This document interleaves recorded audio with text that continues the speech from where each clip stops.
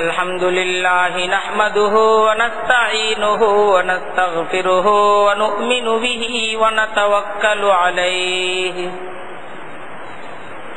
व नऊज़ु बिल्लाहि मिन शुरूरि अनफुसिना व मिन सय्यिआति अअमालिना मन यहदिहिल्लाहु फला मुदिल्ल लहु व मन युद्लिलहु फला हादिय लहु व नशहदु अल्ला इलाहा इल्लल्लाहु वहदहु ला शरीक लहु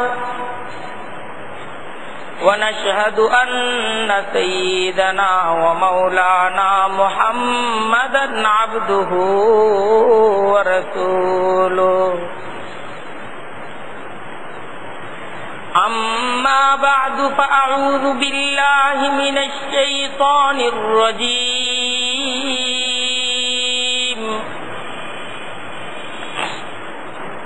بسم الله الرحمن الرحيم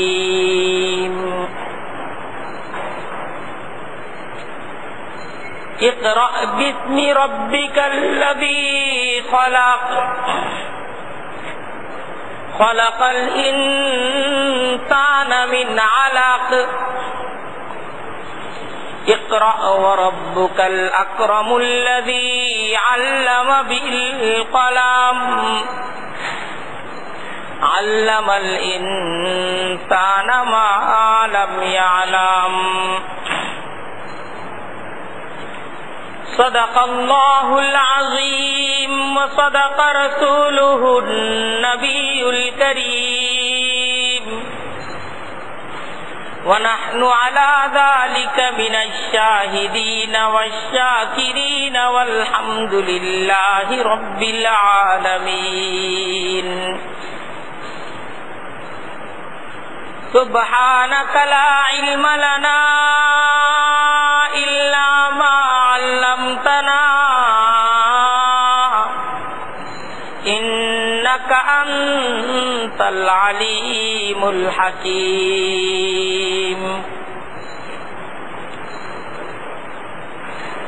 আল্লাহ তাআলার দরবারে অনেক অনেক শুকরিয়া। আল্লাহ তাআলা আমাদেরকে বাছাই করে দিনই কিছু আলোচনা শোনার জন্য, দিন চর্চার উদ্দেশ্যে একত্রিত হয়ে এসে বসার তৌফিক দান করতেন। আমরা সকলেই আল্লাহ তাআলার দরবারে শুকরিয়া আদায় করে বলি আলহামদুলিল্লাহ।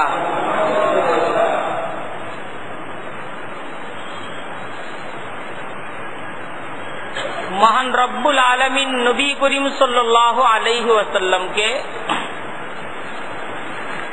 রাহমাতুল লিল আলামিন হিসেবে এই পৃথিবীতে পাঠান।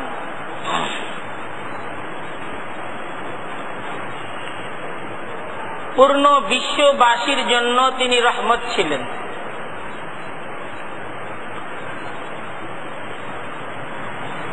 পূর্ণ পৃথিবীব্যাপী যে কঠিন মানবিক বিপর্যয় ঠিক সেই সময়ে সংঘটিত হচ্ছিল, পূর্ণ মানবতাকে সেই বিপর্যয় থেকে উদ্ধারের ক্ষেত্রে নবী করিম সাল্লাল্লাহু আলাইহি ওয়াসাল্লামের মেহনত, তার প্রচেষ্টা, এটা ভোলা যাবে না।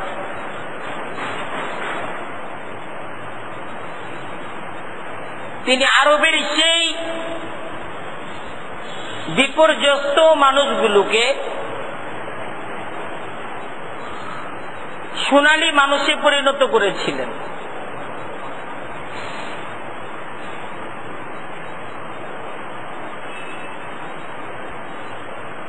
মহান রব্বুল আলামিন নবী করিম সাল্লাল্লাহু আলাইহি ওয়াসাল্লামকে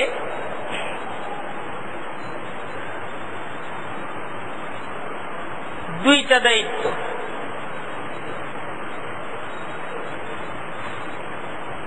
দুইটা দায়িত্ব দিয়েছিলেন নবী করিম সাল্লাল্লাহু আলাইহি ওয়াসাল্লাম। মাঝে এক হলো তালিম, মানুষদেরকে তালিম দেওয়া, শিক্ষার আলোয় আলোকিত করা। কারণ মানুষের এই অধঃপতনের জন্য দায়ী মূর্খতা। তাদের মাঝে যখন শিক্ষার আলো আসবে, শিক্ষার আলোয় তারা যখন আলোকিত হবে, তাদের অবস্থার একটা পরিবর্তন ঘটবে। এই খুদাই জ্ঞান, আল্লাহ প্রদত্ত শিক্ষা এই মানুষগুলোর দ্বার পর্যন্ত পৌঁছে দেয়া, এটা নবীর একটা দায়িত্ব ছিল। আর নবী করিম সাল্লাল্লাহু আলাইহি ওয়াসাল্লামের দ্বিতীয় দায়িত্ব ছিল তরবিয়ত,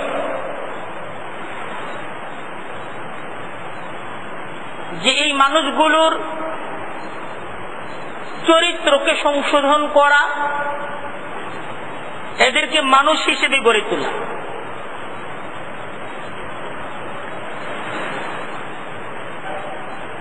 তালিম, তরবিয়ত,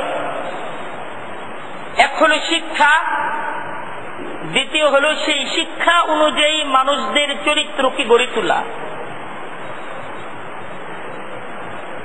পৃথিবীর কোন জাতি যদি উন্নতি চায়, সমৃদ্ধি চায়, তাহলে উন্নতি এবং অগ্রগতির জন্য তালিম, তরবিয়ত অপরিহার্য। তালিম, তরবিয়ত ছাড়া কোন জাতি ঠিক যেইভাবে উন্নতি, অগ্রগতি, সমৃদ্ধি অর্জন করতে পারে না, একই সাথে তালিম, তরবিয়ত ছাড়া কোন সভ্যতাও টিকে থাকতে পারে না।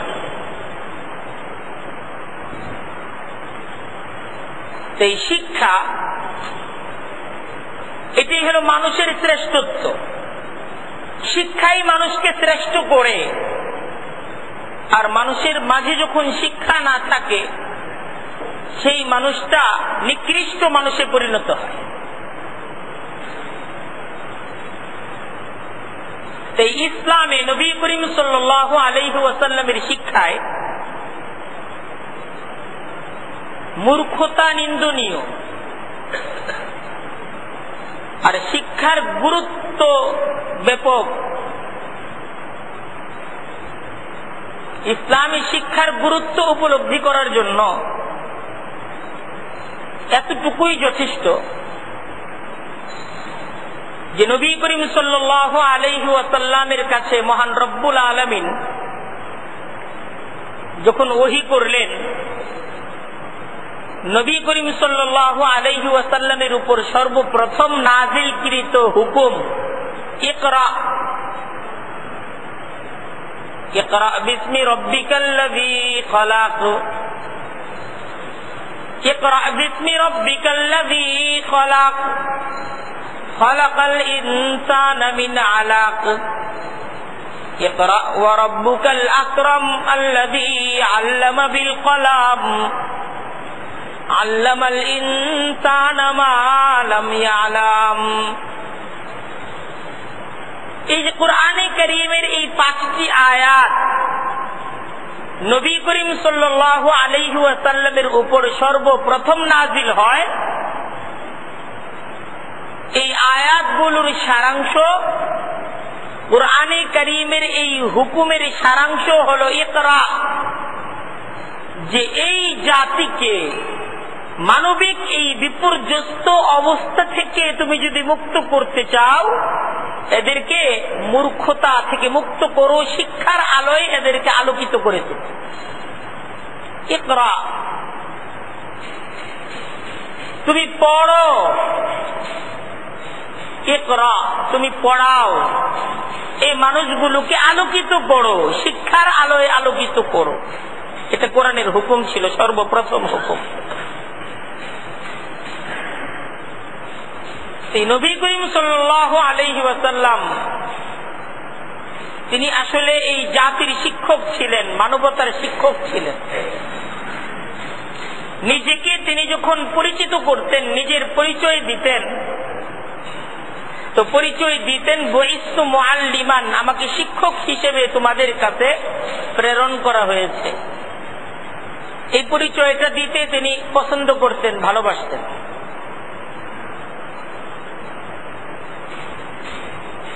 মসজিদে নববীতে, মদিনার মসজিদে নবী করিম সাল্লাল্লাহু আলাইহি ওয়াসাল্লাম সাহাবা একরামদের জন্য শিক্ষালয় গড়ে তুলেছিলেন। সুফফা, মাদ্রাসাতু সুফফা।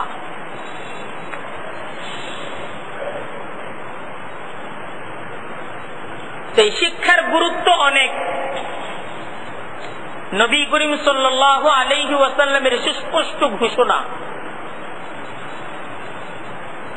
এটা এমন এক ঘোষণা যে ঘোষণাটা যারা নবীকে বিশ্বাস করে, যারা রাসূলুল্লাহ হিসেবে নবী করিম সাল্লাল্লাহু আলাইহি ওয়াসাল্লামকে স্বীকার করে, নবীর এই ঘোষণাটা তাদের প্রতি একটা অনিবার্য হুকুম। সে হুকুমটা হলো তলাবুল ইলমি ফারিজাতুন আলা কুল্লি মুসলিমিন ওয়া মুসলিমা। জ্ঞান অর্জন করা, তলাবুল ইলমি, ইলম অর্জন করা, জ্ঞান অর্জন করা ফারিজাতুন, আল্লাহর নবী বলতেছেন এটা ফরজ। তলাবুল ইলমি ফারিজাতুন, জ্ঞান অর্জন করা ফরজ। বুঝার চেষ্টা করি, তারপর আল্লাহর নবী বলতেছেন আলা কুল্লি মুসলিমিন ওয়া মুসলিমাতিন, প্রত্যেক পুরুষের জন্য জ্ঞান অর্জন করা ফরজ, ঠিক তেমনি ভাবে প্রত্যেক নারীর জন্য জ্ঞান অর্জন করা ফরজ। এই জ্ঞান অর্জন করাটা রাসূলুল্লাহর আবদার না, হুকুম। নবী এটাকে বলছেন ফরজ, অর্থাৎ এটা ফরজ হুকুম, তোমাকে জ্ঞান অর্জন করতে হবে। নবী মুহাম্মদুর রাসূলুল্লাহ সাল্লাল্লাহু আলাইহি ওয়াসাল্লাম এই হাদিস দ্বারা সুস্পষ্ট ভাবে নবী অনুসারী প্রত্যেকটা মুসলিমকে এই দাওয়াত তিনি পৌঁছিয়ে দিতেন যে জ্ঞান অর্জন করা, শিক্ষা অর্জন করা, নিজেকে শিক্ষিত হিসেবে গড়ে তোলা, এটা তোমার উপর অনিবার্য এক ফরজ, ফরজ দায়িত্ব। এটা এমন বিষয় না যে ইচ্ছা হলো তো শিক্ষা অর্জন করলাম, আমার অনীহা, আমার শিথিলতা, আমার অলসতা, তো জ্ঞান অর্জন করলাম না, শিক্ষাকে অর্জন করলাম না, এমন কোন সুযোগ নাই। এমন কোন সুযোগ আছে? এমন কোন সুযোগ নাই। নবী করিম সাল্লাল্লাহু আলাইহি ওয়াসাল্লাম তিনি ঘোষণা করতেছেন যে জ্ঞান অর্জন করা ফরজ আলা কুল্লি মুসলিমিন ওয়া মুসলিমাতিন, প্রত্যেকটা পুরুষের জন্য ফরজ, ঠিক এরকম প্রত্যেকটা নারীর জন্য ফরজ। আমাদের দেশে মাত্র কয়েক বছর হলো, 6 থেকে 14 বছর পর্যন্ত সকল ছেলে মেয়েদের জন্য প্রাথমিক শিক্ষাকে বাধ্যতামূলক ফরজ করে আইন তৈরি করা হয়েছে। বাধ্যতামূলক অর্থ হলো ফরজ, যে 6 থেকে 14 বছর পর্যন্ত ছেলে মেয়েরা, এরা কেউ অশিক্ষিত থাকতে পারবে না, এরা কেউ শিক্ষা থেকে দূরে থাকতে পারবে না, তাদেরকে শিক্ষা অর্জন করতে হবে। এটা রাষ্ট্রীয় ফরমান, রাষ্ট্রীয় হুকুম, রাষ্ট্রীয় আইন, এবং এই আইনটা রাষ্ট্রের প্রত্যেকটা নাগরিককে ফরজ হিসেবে মানতে হবে। অথচ দেখেন আমাদের দেশে এই হুকুমটা তো জারি করা হয়েছে 5 থেকে 6 বছর আগে। নবী করিম সাল্লাল্লাহু আলাইহি ওয়াসাল্লাম এরও 1500 বছর আগে বিশ্ব বুকে নারী পুরুষ উভয়ের জন্য শিক্ষা অর্জন করা, এটাকে তিনি ফরজ ঘোষণা করে দিয়েছেন। এই মুসলমানদের জন্য শিক্ষা অর্জন করা, মুসলমান তার সন্তানকে শিক্ষিত হিসেবে গড়ে তুলবে, এটা তার উপর ফরজ। এই ফরজটা কি 5-6 বছর ব্যাপী ফরজ হয়েছে, না এই ফরজটা 1500 বছর ব্যাপী যত মুসলমানদের আগমন ঘটছে সকলের উপর ফরজ ছিল? এটা সকলের উপর ফরজ ছিল। নবী করিম সাল্লাল্লাহু আলাইহি ওয়াসাল্লামের এই হাদিসে লক্ষণীয় বিষয় যে এই হাদিসের মাঝে তিনি জ্ঞান অর্জন করা, শিক্ষা অর্জন করা, এটাকে শুধু পুরুষদের জন্য তিনি ফরজ করেন নাই যে শুধু পুরুষরাই জ্ঞান অর্জন করবে, শুধু পুরুষদের জন্য জ্ঞান অর্জন করা, শিক্ষা অর্জন করা তিনি ফরজ করেন নাই, বরং শিক্ষা অর্জন করার ক্ষেত্রে পুরুষদের সাথে সমানভাবে নারীদের উপরও শিক্ষাকে তিনি ফরজ করে গিয়েছেন এবং নারীর শিক্ষা অধিকারকে তিনি বিশ্বব্যাপী এটার স্বীকৃতি দিয়ে গেছেন। এই নবী করিম সাল্লাল্লাহু আলাইহি ওয়াসাল্লামের শিক্ষায় একজন মুসলমান শুধু তার পুরুষ সন্তান না, তার মেয়ে সন্তানকেও সে শিক্ষিত হিসেবে গড়ে তুলবে। এটা একজন মুসলমান হিসাবে এটা তার উপর ফরজ। নবী করিম সাল্লাল্লাহু আলাইহি ওয়াসাল্লাম সুস্পষ্ট ভাষায় এটাকে প্রত্যেকটা মুসলমান নর নারীর জন্য ফরজ করে গিয়েছে। এই ক্ষেত্রে মুসলমান শিথিলতা করতে পারে না। এই ক্ষেত্রে যদি শিথিলতা করা হয় ফরজ হুকুম নষ্ট হবে, আল্লাহর দরবারে তার জন্য জবাব দিতে হবে।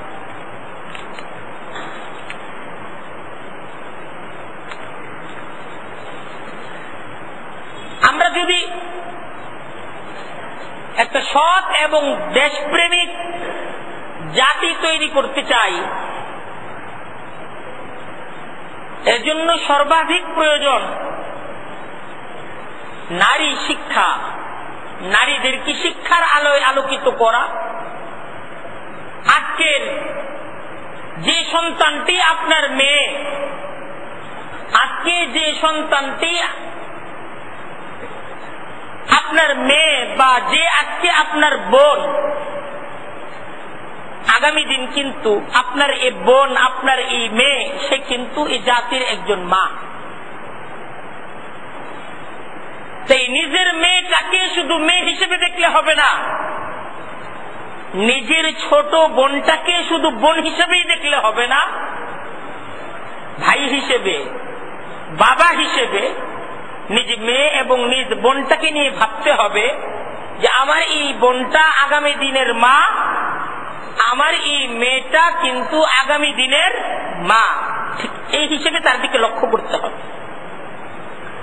আর আদর্শ জাতি গঠনে, দেশপ্রেমিক নাগরিক তৈরিতে আদর্শ মায়ের প্রয়োজন।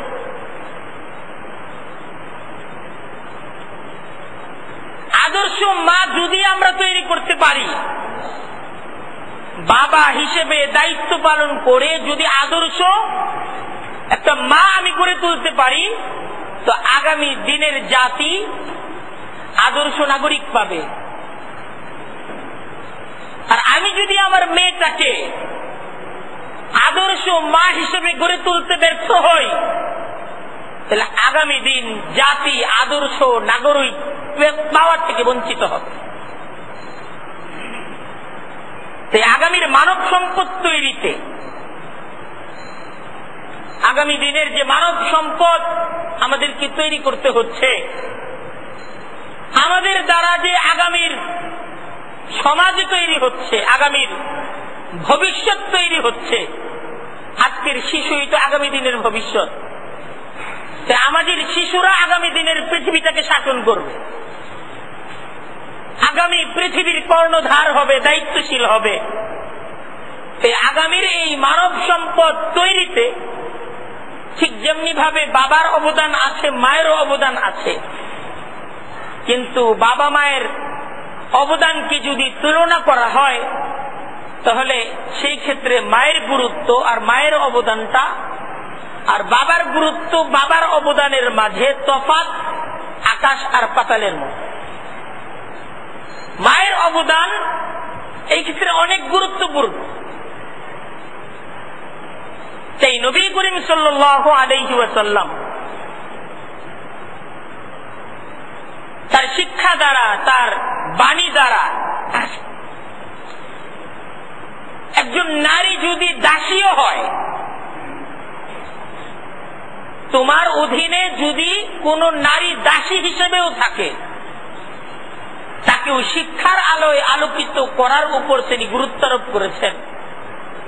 এবং সেই ক্ষেত্রে তিনি বিশেষ সম্মান এবং আখিরাতের বিশেষ মর্যাদার আলোচনা করেছেন যে নারী যদি দাসীও হয়, তাকে শিক্ষিত হিসেবে গড়ে তোলো, শিক্ষার আলোয় তাকে আলোকিত করে তোলো।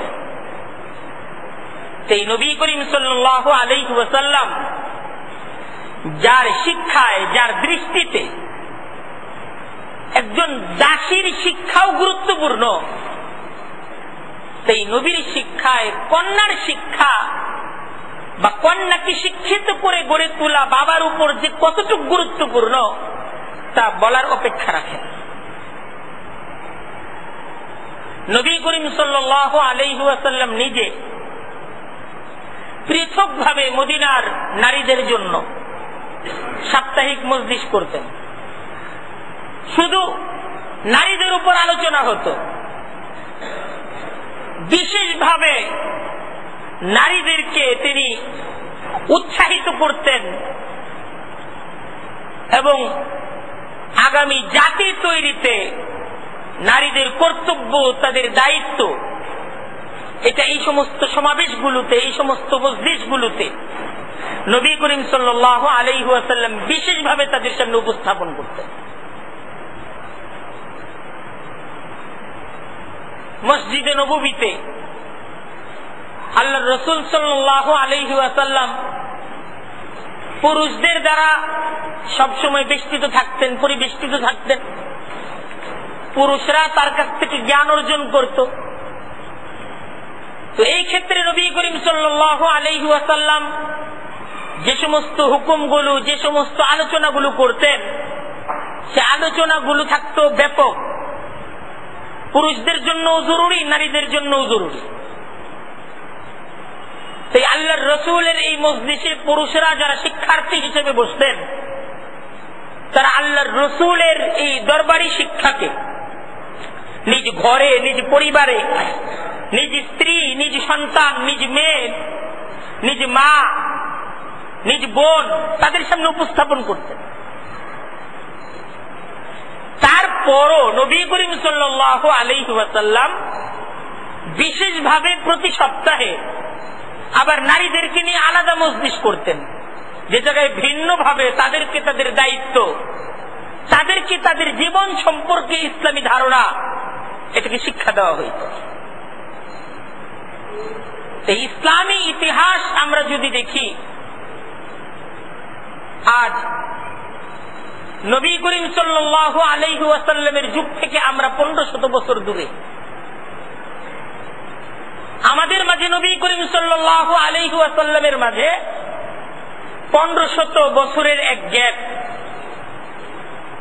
কিন্তু ইসলামী শিক্ষা ভান্ডার কোরআন এবং হাদিসের দিকে আমরা যদি তাকাই, তাহলে সুস্পষ্টভাবে আমরা মুসলমানরা চ্যালেঞ্জ হিসেবে এই কথা ঘোষণা করতে পারি, বলতে পারি, আমার নবীর যুগ থেকে যদিও আমার গ্যাপ প্রায় 1500 বছরের গ্যাপ, 1500 বছরের গ্যাপ, কিন্তু আমার নবীর যে শিক্ষা, আমার নবীর মসজিদে নববীর যে আলোচনা, আমার নবী মসজিদে নববীতে তার সাহাবীদেরকে সকাল বিকাল সন্ধ্যাবেলা ঠিক যে সমস্ত কথাগুলো বলতেন, নবী করিম সাল্লাল্লাহু আলাইহি ওয়াসাল্লামের প্রত্যেকটা কথা, কুরআনে কারীমের প্রত্যেকটা আয়াত আমাদের পর্যন্ত শব্দে শব্দে, অক্ষরে অক্ষরে, অবিকৃত অবস্থায় আমাদের কাছে মজুদ আছে।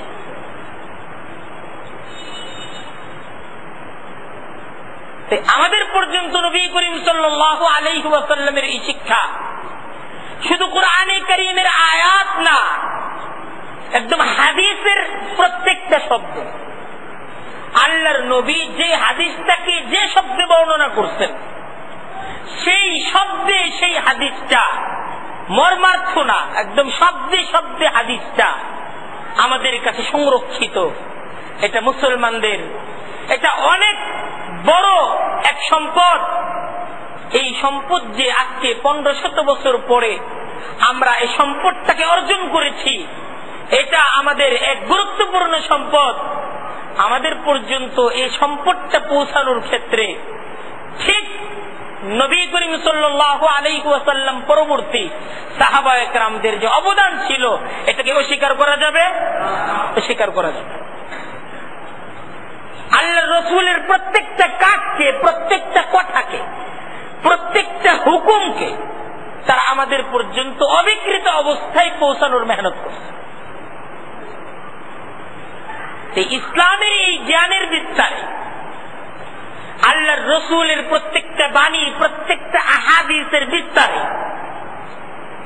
পুরুষের সাথে সাথে নারীদের যে অবদান, আল্লাহর রাসূলের সাহাবীদের সাথে সাথে আল্লাহর রাসূলের সাহাবিয়াদের অবদান, তাদের ভূমিকা, এইটাও লক্ষ্য করার মতো।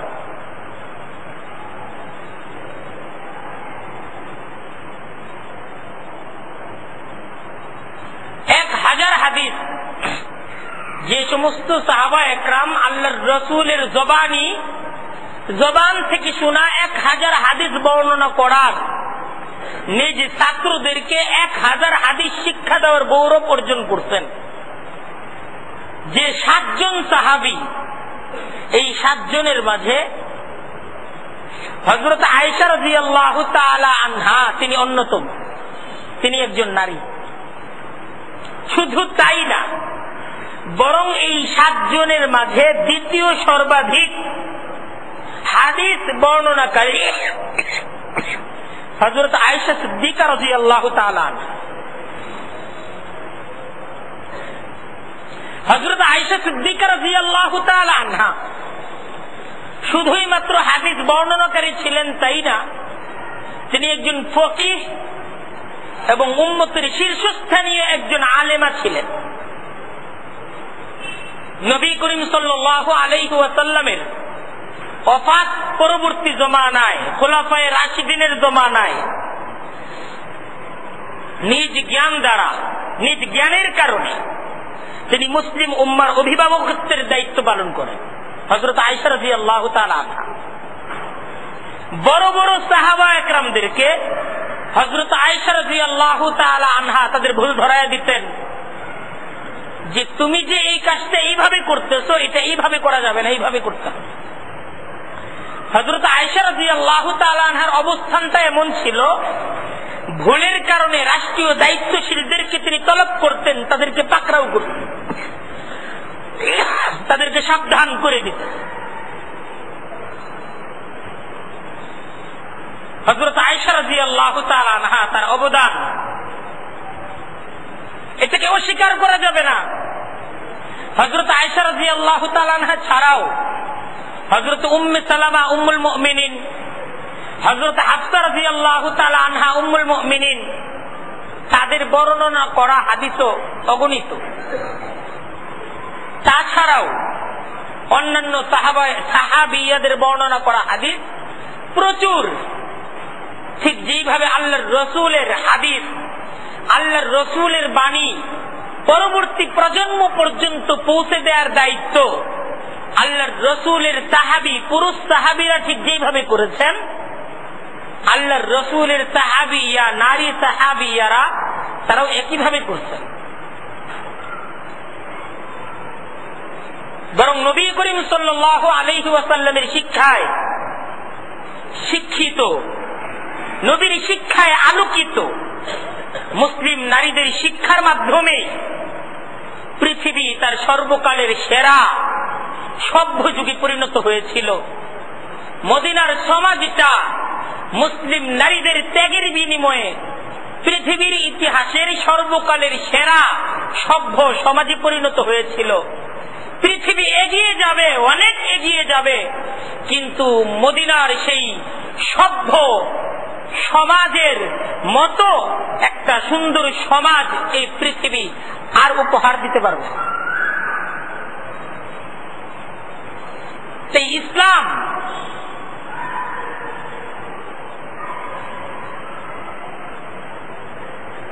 ইসলামী শিক্ষাটা খুব গুরুত্বপূর্ণ। সেই মুসলমানদের নিজেদেরকে শিক্ষিত করে গড়ে তোলা, নিজ সন্তান সে ছেলে হোক মেয়ে হোক তাকে শিক্ষিত হিসেবে গড়ে তোলা, এটা প্রত্যেকটা মুসলমানের উপর এটা একটা ফরজ দায়িত্ব। এই দায়িত্বটাকে অবহেলা করা, এটা আল্লাহর রসুলের ফরজকৃত একটা হুকুমকে অবহেলা করা। কারণ ইসলামী শিক্ষা সাচ্চা মানুষ তৈরির জন্য। শিক্ষার দ্বারা মানুষ হয়, আর মানুষের মাঝে যখন শিক্ষা থাকে না তখন সেই মানুষটা আর মানুষ থাকে না। রূপে আর দেহে সে যদিও মানুষ, কিন্তু মানবিক কোন গুণাবলী তার মাঝে থাকে না, সে আসলে পশুত্বের চাইতেও নিম্ন স্তরে নেমে যায়। তাই ইসলামী শিক্ষা গুরুত্বপূর্ণ, সাথে সাথে এটাও বুঝতে হবে যে ইসলামী শিক্ষা কেন। ইসলামী শিক্ষা কেন, কেন শিক্ষার এত গুরুত্ব ইসলামে? ইসলামী শিক্ষার যে এত গুরুত্ব এর অন্যতম কারণ হল শিক্ষা মানুষকে মানুষ হিসেবে সৃষ্টি করে। ইসলামী শিক্ষাটা হল সাচ্চা কিছু মানুষ তৈরি করার জন্য। ভোগী সমাজের কারখানার শ্রমিক সরবরাহ করার জন্য কিন্তু শিক্ষা নয়।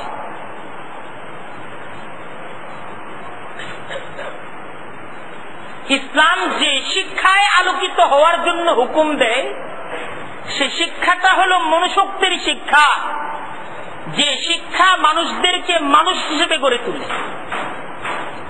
শিক্ষার উদ্দেশ্য, শিক্ষার লক্ষ্য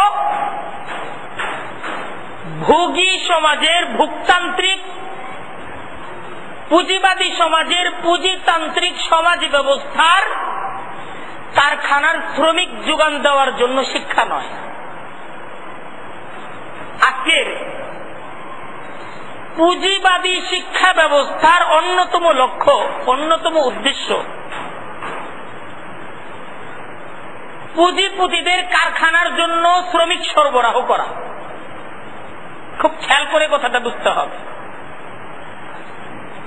আজকে শিক্ষার অন্যতম উদ্দেশ্য এটাকে মনে করা হয়, এবং শিক্ষাকে এজন্য গুরুত্বপূর্ণ মনে করা হয় যে কিছু একটা করে খাবার জন্য শিক্ষা। শিক্ষার প্রয়োজন কেন? যে কিছু একটা করে খেতে হবে, এজন্য শিক্ষা। যদি শিক্ষা অর্জন করতে না পারো কি করে খাবে? তোমাকে শিক্ষিত হিসেবে গড়ে উঠতে হবে, নিজেকে শিক্ষার আলোয় আলোকিত করতে হবে। লক্ষ্য কি, উদ্দেশ্য কি? তোমাকে তো একটা কিছু করে খেতে হবে। এই করে খাওয়ার জন্য শিক্ষা, এবং করে খাওয়ার জন্য শিক্ষার প্রয়োজন, এটা অবশ্যই ইসলাম স্বীকার করে। কিন্তু শিক্ষার উদ্দেশ্য করে খাওয়া না, শিক্ষার উদ্দেশ্য মনুষ্যত্বের বিকাশ, সাচ্চা মানুষ হিসেবে নিজেকে তৈরি করা, এটা শিক্ষার উদ্দেশ্য। আজকে পুঁজিতান্ত্রিক অর্থ ব্যবস্থা এটা আমাদের মস্তিষ্ককে, আমাদের মেজাজকে, আমাদের মেধাকে এইভাবে তৈরি করেছে তোমাকে শিক্ষিত হিসেবে গড়ে উঠতে হবে। কেন? তোমাকে তো করে খেতে হবে। অথচ করে খাওয়ার জন্য শিক্ষা অর্জন করা এটা কি মানুষের শিক্ষার লক্ষ্য উদ্দেশ্য হতে পারে? কুরআনে কারীমের মধ্যে মহান রব্বুল আলামিন এর একটা জবাব দিতেন, ওয়াকাইয়িম মিন দাব্বাহ লা তাহমিল রিজকাহা আল্লাহু ইয়ারযুকুহা ওয়া ইয়্যাকুম ওয়া হুয়াস সামিউল আলীম। ওয়াকাইয়িম মিন দাব্বাহ লা তাহমিল রিজকাহা আল্লাহু ইয়ারযুকুহা ওয়া ইয়্যাকুম ওয়া হুয়াস সামিউল আলীম। ওয়াকাইয়িম মিন দাব্বাহ,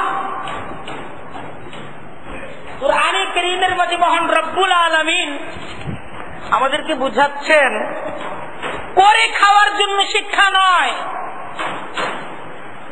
শিক্ষা মনুষ্যত্বের জন্য, শিক্ষাটা করে খাওয়ার জন্য নয়। ওয়াকাইয়িম মিন দাব্বাহ, আল্লাহ দৃষ্টান্ত হিসেবে উপস্থাপন করছেন আল্লাহর সৃষ্টির সেরা মাখলুকাত, সেরা জীব মানুষের কাছে। মানুষ, তুমি আশরাফুল মাখলুকাত, আমার সৃষ্টির সেরা জীব।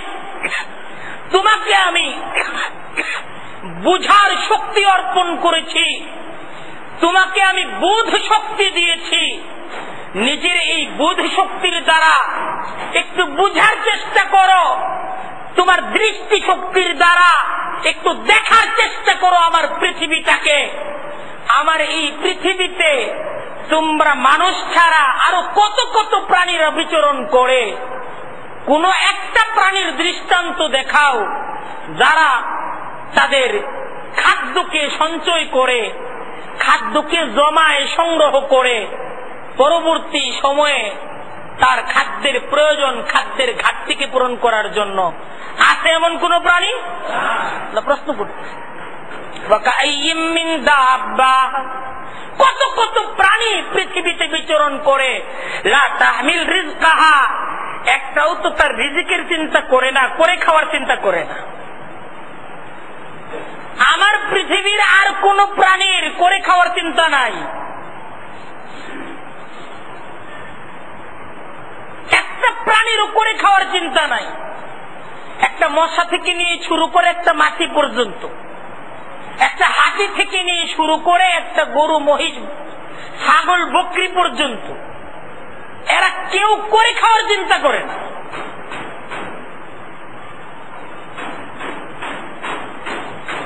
আল্লাহু ইয়ারযুকুহা,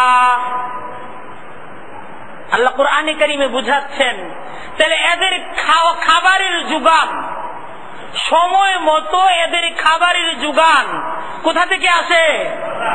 আল্লাহর থেকে আসে। আল্লাহু ইয়ারযুকুহা ওয়া কাইয়িম মিন দাব্বা লা তাহমিল রিজকাহা, কোন প্রাণী কিন্তু তার খাবারের চিন্তা করে না। এই চিন্তা করে না আমাকে তো 20 বছর বাঁচতে হবে, সেই 20টা বছর বাঁচার জন্য, 20টা বছর থাকার জন্য আমার একটা ঘর তৈরি করতে হবে, আমার কিছু টাকা উপার্জন করতে হবে, আমার কিছু খাদ্য সঞ্চয় করে রাখতে হবে। এই চিন্তাটা কেউ করে না, এই চিন্তাটা কেউ করে না। রোদ, বৃষ্টি, ঝড়, পৃথিবীর এই কত ধরনের অবস্থার ভিতর দিয়ে একটা পিঁপড়া থেকে নিয়ে শুরু করে একটা হাতি পর্যন্ত এরা কেউ অনাহারে থাকে? এদের খাবারের যোগান তাদের কাছে পৌঁছে। আল্লাহ বলতেছেন আল্লাহু ইয়ারযুকুহা, এদের জবান পর্যন্ত তাদের খাবারের যোগান কে দেন? ওয়া ইয়্যাকুম, আল্লাহ বলতেছেন আশরাফুল মাখলুকাত, সেরা জীব হিসাবে মানুষ তোমাদেরকে আমি সৃষ্টি করছি, তোমার খাবার তোমার পর্যন্ত বুঝবে না? এইটা নিয়ে এই চিন্তা, এইটা নিয়ে এই 30 বছরের শিক্ষা, এর জন্যই বিদ্যালয়, এর জন্যই এত মেহনত, এত পরীক্ষা নিরীক্ষা, যা আমাকে করে খেতে হবে। আল্লাহু ইয়ারযুকুহা ওয়া ইয়্যাকুম ওয়া হুয়াস সামি' ওয়া হুয়াল আলীম। আল্লাহ কুরআনে কারীমে বুঝাচ্ছেন, তোমার প্রত্যেকটা আর্তনাদ, তোমার প্রত্যেকটা চাহিদা আল্লাহ শুনেন। শুনেন না? আল্লাহ শুনেন। ওহুয়াল আলিম, তিনি জানেন। আল্লাহ তিনি জানেন। তাই ইসলামী শিক্ষার অন্যতম উদ্দেশ্য, অন্যতম উপাদান আদব, আখলাক, শিষ্টাচার, দায়িত্ব, পারস্পরিক অধিকার শিক্ষা দেওয়া, এক কথায় সাচ্চা মানুষ তৈরি করা। এটা ইসলামী শিক্ষার উদ্দেশ্য। আর মানুষ হিসেবে এটাই শিক্ষা দরকার। তোমার আদব কেমন হবে এটা শিক্ষা দরকার, তোমার আখলাক কেমন হবে এটা শিক্ষা দরকার, তোমার দায়িত্ব কি এটা শিক্ষা দরকার, পারস্পরিক তোমার অধিকার কি, পারস্পরিক সম্পর্কের ক্ষেত্রে তোমাকে কি করতে হবে এটা শিখা। এটা মনুষ্যত্বের অন্যতম দাবি। তুমি মানুষ, তোমাকে জানতে হবে তোমার দায়িত্ব কি, তোমার সমাজ দায়িত্ব, তোমার রাষ্ট্রীয় দায়িত্ব, তোমার পারিবারিক দায়িত্ব তোমাকে বুঝতে হবে। সেই শিক্ষা তোমাকে অর্জন করা প্রয়োজন, যে শিক্ষা তোমাকে তোমার পারিবারিক দায়িত্ব বুঝাবে, তোমাকে বুঝাবে যে পরিবার জীবনে তোমার বাবার সাথে তোমার এই আচরণ করতে হবে, তোমার মায়ের সাথে এই আচরণ করতে হবে, তোমার স্ত্রীর সাথে এই আচরণ করতে হবে, তোমার সন্তানের সাথে এই আচরণ করতে হবে। মানুষ হিসেবে পারিবারিক জীবনে জীবনযাপন করার জন্য এই শিক্ষাটার প্রয়োজন আছে না নাই? এই শিক্ষাটাই ইসলামী শিক্ষা, এই শিক্ষাটাই কোরআনের শিক্ষা, এই শিক্ষাটাই নবীর হাদিসের শিক্ষা, এই শিক্ষাটাই নবীদের শিক্ষা। এই শিক্ষা মানুষদেরকে দেওয়ার জন্যই মহান রব্বুল আলামিন যুগে যুগে নবীদেরকে পাঠাইছে। আর এই শিক্ষাটাই মাদ্রাসার শিক্ষা, এই শিক্ষাটাই।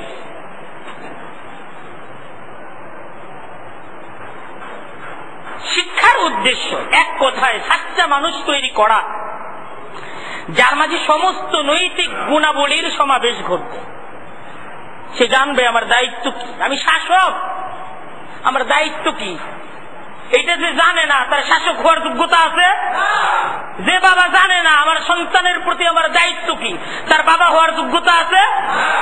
যে ছেলে জানে না, যে বাবা, যে স্বামী জানে না স্ত্রীর উপর আমার দায়িত্ব কি, তাকে বিয়ে করানোর বয়স হয়েছে? বলেন। তাই ইসলামী শিক্ষা ফরজ। তোমাকে তো সমাজে থাকতে হবে, তোমাকে তোমার পরিবারের মাঝে থাকতে হবে। শিক্ষা ফরজ। এই শিক্ষাগুলো ইসলামে ফরজ করা হয়েছে। এই শিক্ষাগুলো পুরুষের জন্য যেমন ভাবে ফরজ, নারীর জন্য ঠিক তেমনি ভাবে ফরজ। নিজের ছেলেকে এই শিক্ষাগুলো দেওয়া যেমন ফরজ, নিজের মেয়েকে এই শিক্ষাগুলো দেওয়া তেমনি ভাবে ফরজ। তাই নারী শিক্ষার অন্যতম উদ্দেশ্য, নারী শিক্ষা গুরুত্বপূর্ণ বিষয়। নারী শিক্ষার অন্যতম উদ্দেশ্য যে আদর্শ সন্তান গড়ে তোলা। আদর্শ সন্তান গড়ে তোলার জন্য প্রয়োজন নারীর শিক্ষা। কারণ মা যদি শিক্ষিত হয়, মা যদি আদর্শ মা হয়, সে তার সন্তানকে আদর্শ সন্তান হিসেবে গড়ে তুলতে পারবে। মা যদি মূর্খ হয়, মা যদি অশিক্ষিত হয়, তাহলে সেই মা তার সন্তানকে শিক্ষিত আলোকিত হিসেবে গড়ে তুলতে পারবে? এজন্য মায়ের শিক্ষার দরকার। তাই মায়ের জাতি, নারী জাতির জন্য প্রয়োজন মনুষ্যত্বের শিক্ষা। মানুষ হিসেবে আগামী প্রজন্ম কিভাবে তৈরি করতে হবে এই শিক্ষাটা নারীদের প্রয়োজন। নারীদেরকে এই শিক্ষায় শিক্ষিত হিসেবে গড়ে তুলতে হবে। আজকে দিকে দিকে আমাদের উন্নতি, আমাদের অগ্রগতি, আমাদের সমৃদ্ধি, আজকে সভ্যতা, আমাদেরকে অনেক দূর এগিয়ে নিয়ে গেছে, আর আরো অনেক দূর এগিয়ে নিয়ে যাবে। কিন্তু আজকে একটু ভাবার সময় এসেছে আমাদের জন্য। এই যে আমাদের কি সকাল বিকাল আর সন্ধ্যাবেলা, রাতও তার থেকে মুক্ত না। 24 ঘন্টা যে সভ্যতার কথা, যে উন্নতির কথা, যে সমৃদ্ধির কথা আমাদেরকে শোনানো হয়, এই সমস্ত উন্নতি, সমৃদ্ধি, অগ্রগতি এটা যান্ত্রিক সভ্যতার অগ্রগতি, সমৃদ্ধি। কিন্তু আমাদের মানবীয় সভ্যতার কি অবস্থা? মানুষ হিসেবে আমরা কোথায়? এই বিষয়টার আলোচনা কোথাও হয় না। আলোচনা হয় যে যান্ত্রিক সভ্যতায় আজকে আমরা কি অর্জন করেছি। আজকে এমন যন্ত্র আমরা আবিষ্কার করেছি, যেই যন্ত্র মাটি থেকে লোহা তৈরি করতে পারে, আবার সেই লোহাকে আকাশের মাঝে উড়াতে পারে। আমাদের উন্নতি, অগ্রগতি, সমৃদ্ধি হয়েছে, কিন্তু আমরা কোথায়? এই বিষয়টার আলোচনা হয় না। আজকে মানুষে মানুষে যে কঠিন পর্যায়ের বৈষম্য, দুইটা দলে পূর্ণ মানুষ বিভক্ত, একদল ভোগী আর একদল ত্যাগী, একদল শোষক আর আরেক দল শোষিত। আর এই শোষিত শ্রেণীদের আর্তনাদ ভোগীদের প্রসাদ পর্যন্ত পৌঁছে না। আজকের ভোগী সমাজের কাছে এই শোষিত মানুষদের জীবনের কোনো দাম নাই। দাম আছে? কোনো দাম নাই। এদের চিৎকার, এদের আবদার, এর কোনো মূল্য আজকের ভোগীদের কাছে নাই। আজকে সমাজের ভোগীরা, বিত্তবানেরা দিনভর টিভির সামনে বসে সমাজের নিম্নবিত্তের মৃত্যুর দৃশ্য দেখে, দেখে না? সারাদিন দেখতেছে। কি দেখতেছে? আমার সমাজের আমার মতোই কিছু মানুষ, এরা মৃত্যুর সাথে পাঞ্জা লড়ছে, আর সমাজের ভোগী শ্রেণী, সমাজের বিত্ত শ্রেণী এই তামাশা দেখতেছে। অনেকে এই সুখের পরিবেশকে তির্যক মন্তব্য দ্বারা, দলীয় মন্তব্য দ্বারা আঘাতের পর আঘাত করে যাচ্ছে। যাচ্ছে না? আঘাত করে যাচ্ছে। এই যে একটা অবস্থা, আমাদের সামাজিক অবস্থা, যে সমাজের এরা কেমন যেন মানুষটা, এদের জীবনের কোনো দাম নাই। সমাজের ভোগীদের নিজেদের পালিত একটা কুকুরের যতটুক দাম, একটা কুকুরের পিছনে তাদের ঠিক যতটুক পরিশ্রম, একটা কুকুরকে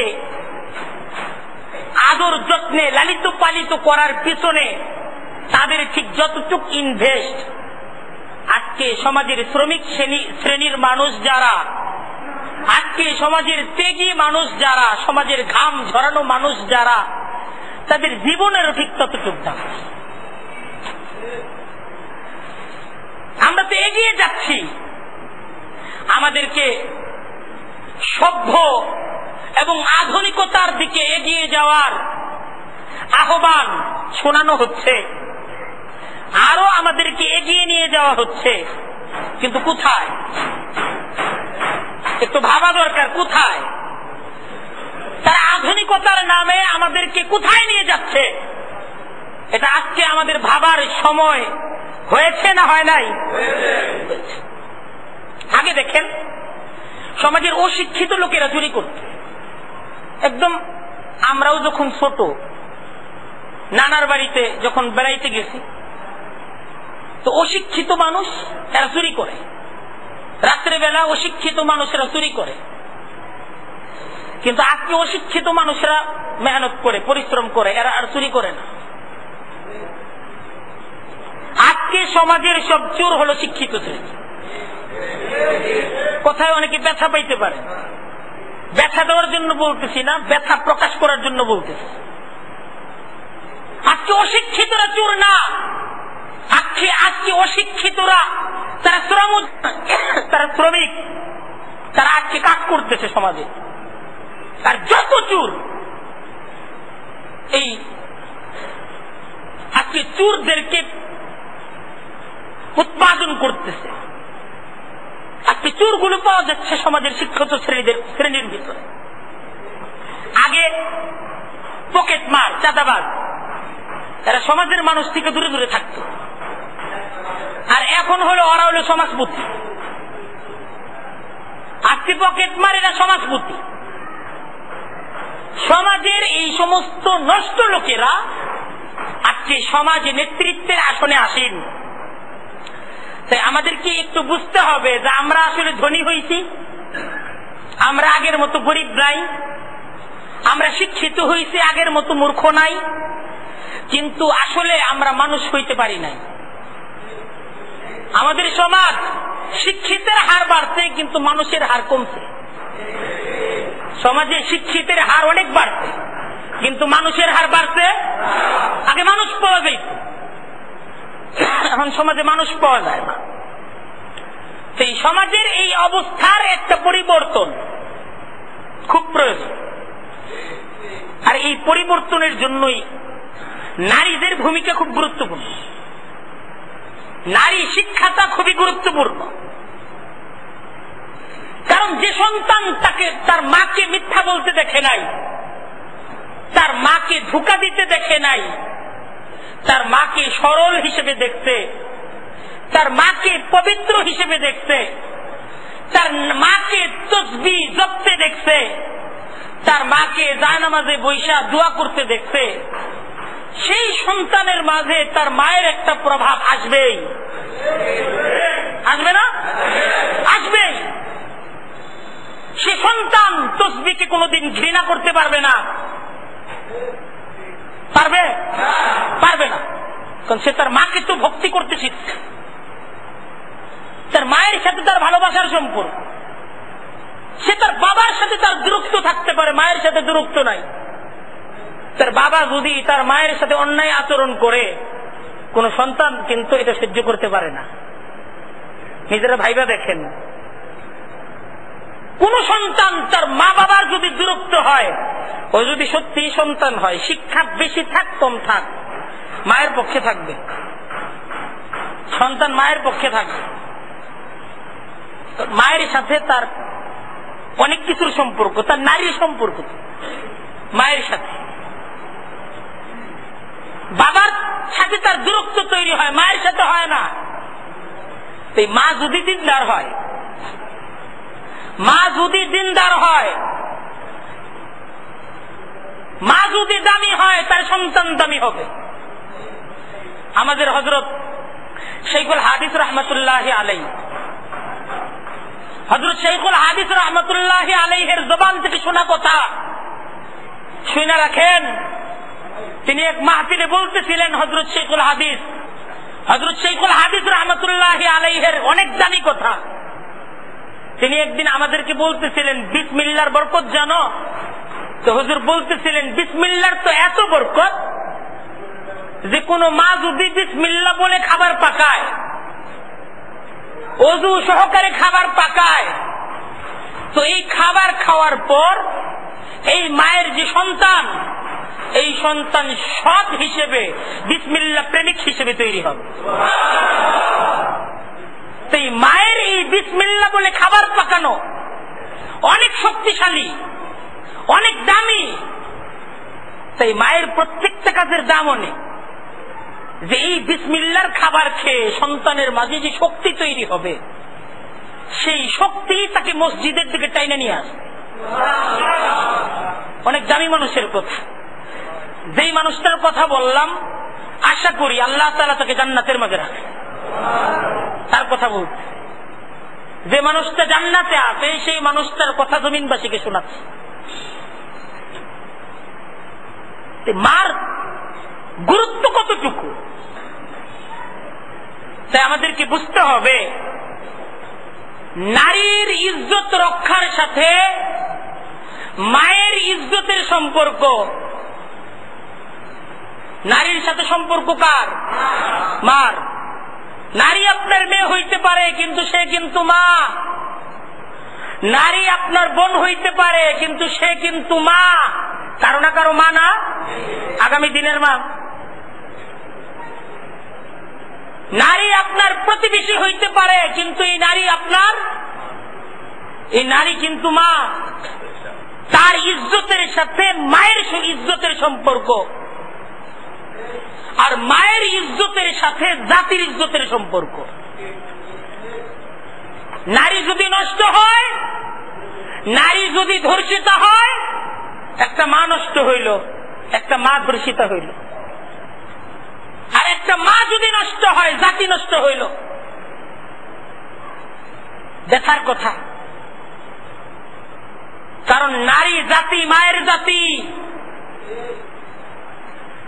নারী জাতি, এরা পণ্য হিসেবে ভোগের জাতি না। আপনার আর আমার ভোগের জন্য এ নারী না। নারী আপনার আর আমার ভোগের জন্য না। আল্লাহ তাকে সৃষ্টি করতেন মা হওয়ার জন্য। আমার মা না নারী? আপনার মা কি একজন নারী না? নারী, নারী কিন্তু আপনার মা। একটা নারীর ইজ্জতের উপর আক্রমণ করলেন, একটা মায়ের ইজ্জতের উপর আক্রমণ করলেন। কারণ নারীর ইজ্জতের সাথে মায়ের ইজ্জতের সম্পর্ক, কসম, মায়ের ইজ্জতের সম্পর্ক। আপনার মাকে কেউ যদি নষ্ট করে কেমন লাগবে? আপনাকে যদি বলা হয় তোর মা নষ্ট, তোর মা নষ্ট, কিভাবে সন্তান হিসেবে সহ্য করবেন যে আপনার মা নষ্ট? পারবেন সহ্য করতে?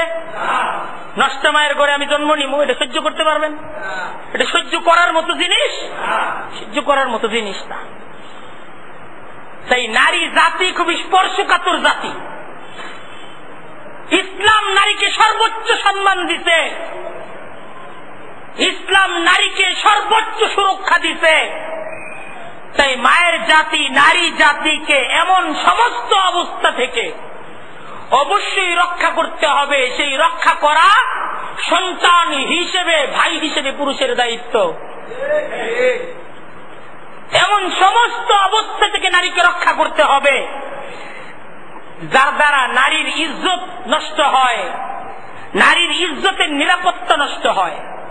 এমন অবস্থা থেকে নারীকে রক্ষা করতে হবে না? সেই নারীকে সমাজের ভোগীদের পণ্যে পরিণত, সমাজের ভোগীদের পণ্যে পরিণত হইতে দেওয়া যাবে? বুঝলেন? কিন্তু এজন্য নারী সমাজের জন্য সামাজিকভাবে, রাষ্ট্রীয়ভাবে এমন কিছু আইন, তাদের সুরক্ষায় এমন কিছু নিয়ম নীতি জরুরি, যে সমস্ত নিয়ম নীতির দ্বারা নারী তার ইজ্জতকে রক্ষা করতে পারবে, নারীর ইজ্জত রক্ষা পাবে। নারীর জন্য এমন কিছু নিয়ম কানুন, এটা জরুরি। আপনারা বিশ্বাস করেন? এমন কিছু নিয়ম নীতি জরুরি। এমন অনৈতিকতা থেকে নারীকে রক্ষা করতে হবে যেন আগামী প্রজন্ম বৈধ সন্তান হিসেবে, অবৈধ না, বৈধ সন্তান হিসেবে পৃথিবীতে আসার সুযোগ পায়। আগামী যে প্রজন্ম এই পৃথিবীতে আসতেছে, আগামী যে সমাজ পৃথিবীতে আসতেছে, তারা যেন বৈধ সন্তান হিসেবে এই পৃথিবীতে আসতে পারে, তারা যেন অবৈধ সন্তান না হয়। এজন্য রক্ষা করতে হবে কাকে? নারীকে। নারীকে যদি রক্ষা করা যায়, আগামীর পৃথিবী বৈধ সন্তানদের পৃথিবী হবে। নারী যদি নষ্ট হয়ে যায়, আগামীর এই সমাজের মাঝে বৈধ সন্তান খুঁজে পাওয়া যাবে না। পৃথিবী বৈধ সন্তান পাবে না, অবৈধ সন্তানের ছড়াছড়ি পৃথিবীতে চলে আসবে। তাই সমাজের ভোগী, লোলক, নষ্ট পুরুষদের থেকে নিজ মা, নিজ মেয়ে, নিজ স্ত্রী, নিজ বোনকে রক্ষা করা এবং রক্ষার জন্য সামাজিক, রাষ্ট্রীয় নিয়ম নীতি প্রণয়ন করা, এটা শুধু মুসলিম সমাজের জন্য না, এটা মানব সমাজের জন্য জরুরি, মানব সম্পদ রক্ষার জন্য জরুরি। আল্লাহ তাআলা আমাদের সমাজের দায়িত্বশীলদেরকে এই বিষয়টা অনুধাবন করা, এই বিষয়টা বুঝা এবং সেই অনুযায়ী তাদের আগামী দিনের কর্মসূচি গ্রহণ করার তৌফিক দান করুক। ওয়া আখিরু দাওয়ানা আনিল হামদুলিল্লাহি রাব্বিল আলামিন।